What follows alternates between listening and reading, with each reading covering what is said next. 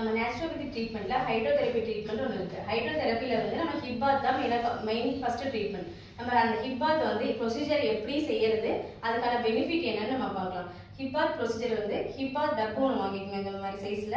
இது வந்து 3/4 ஃபில் பண்ணிக்கணும். வாட்டர் வந்து 3/4 ஃபில் பண்ணிட்டு கால் வெளியில வச்சுட்டு இந்த மாதிரி ஹிப் ஃபுல்லா லோவர் அப்டாமன்ல இருந்து தைஸ் வரைக்கும் முங்குற அளவுக்கு உட்காந்துக்கணும். கீழே தலையில இந்த மாதிரி ஒரு டவல் கர்ச்சீஃப் வந்து தண்ணியில நினைச்சு மேலே போட்டுக்கணும். இது எதுக்காக போடுறது அப்படின்னா, நம்ம லோவர் பாடி ஃபுல்லா இங்க தலையில இருக்கிறதுனால பிரெயின்ல இருக்க செரிப்ரல் கண்டிஷன் வராம இருக்கிறது தடுக்கிறதுக்காக தான் இந்த கிளாத் வந்து நம்ம போடுறோம்.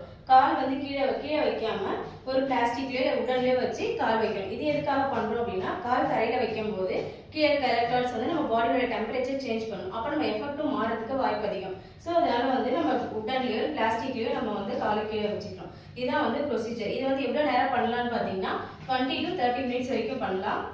இது சம்மர் சீசன்ல வின்டர் சீசன்ல எந்த சீசனாலும் பண்ணலாம். டெம்பரேச்சர் வைஸ் நம்ம வாட்டரை வந்து மாத்திட்டு நம்ம பண்ணிக்கலாம். இதோட பெனிஃபிட்ஸ் என்னன்னு பாத்தீங்கன்னா, நம்ம பாடியோட ஹீட் வந்து கம்ப்ளீட்டா குறையும். இது வந்து 30 மினிட்ஸ் நம்ம தண்ணியில உட்காரதுனால இன்டர்னல் ஆர்கன்ஸ் எல்லாமே வந்து எஃபெக்ட் ஜாஸ்தியாகி நம்ம பாடியில் இருக்க டெம்பரேச்சர் வந்து ரெகுலேட் பண்ணும். அதுதான் மெயின் பெனிஃபிட் இதுல. அதுக்கப்புறம் பாத்தீங்கன்னா நம்ம மெயினா வந்து டயபெட்டிஸ்க்கு நிறைய பேர் வந்து மாத்திரை எடுத்துக்கிட்டு அதையே ஃபாலோ பண்ணணும், மாத்திரை ரெகுலரா போட்டுக்கிட்டே இருக்குன்னு நினைக்கிறாங்க.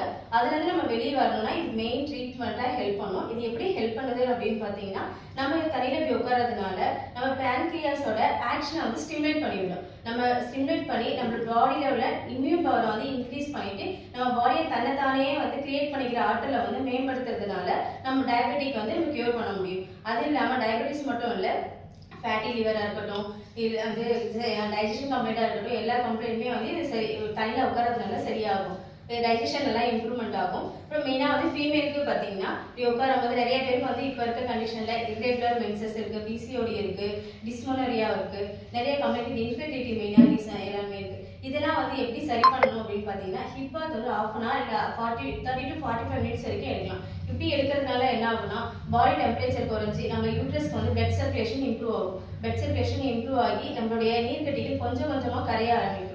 அந்த மாதிரி மென்சஸ் நார்மல் ஆகும். சம்டைம்ஸ் நிறைய பேருக்கு வந்து மென்சஸ் டைம்ல டிஸ்மோனரியா பெயின்ஃபுல் மென்ஸ்ட்ரேஷனா இருக்கு.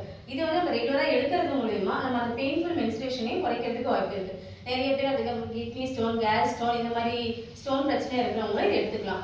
நிறைய பேருக்கு ஸ்டோன் வந்த உடனே சர்ஜரி பண்ணிடணும், நம்ம அந்த ஆர்கனை ரிமூவ் பண்ணணும்னு நினைக்கிறாங்க. அந்த ரிமூவ் பண்ண ஆர்கன் தேவையில்லாத ஒரு விஷயம். நம்ம ஆர்கனை எப்பவுமே வந்து ரிமூவ் பண்ணக்கூடாது. அதை எப்படி வெளியே கொண்டு வரதுன்னு பார்க்கணும். இப்போ நம்ம ஹிப் பாத்ல உட்காரது மூலமா என்ன ஆகும்னா, கொஞ்சம் கொஞ்சமா நம்ம பாடியோட எலிமினேஷன் எல்லாம் வெளியே ஆகி அந்த ஸ்டோன் வந்து கொஞ்சம் கொஞ்சமா கரைய ஆரம்பிக்கும். நமக்கு தெரியாது, தண்ணியில உட்காந்தா எப்படி கரையும் தான் நம்ம பார்ப்போம். இன்டர்னல் ஆர்கனை நம்ம வந்து வேலை செய்ய கொஞ்சம் கொஞ்சமா தூண்டுதல், அதோட ஆக்ஷனை வந்து அதிகப்படுத்தி இந்த ஸ்டோனை வந்து கரையக்கூடிய வாய்ப்பு அதிகம். அதனால எல்லாத்துக்கும் பெனிஃபிட்டா இருக்கும். ஓகே.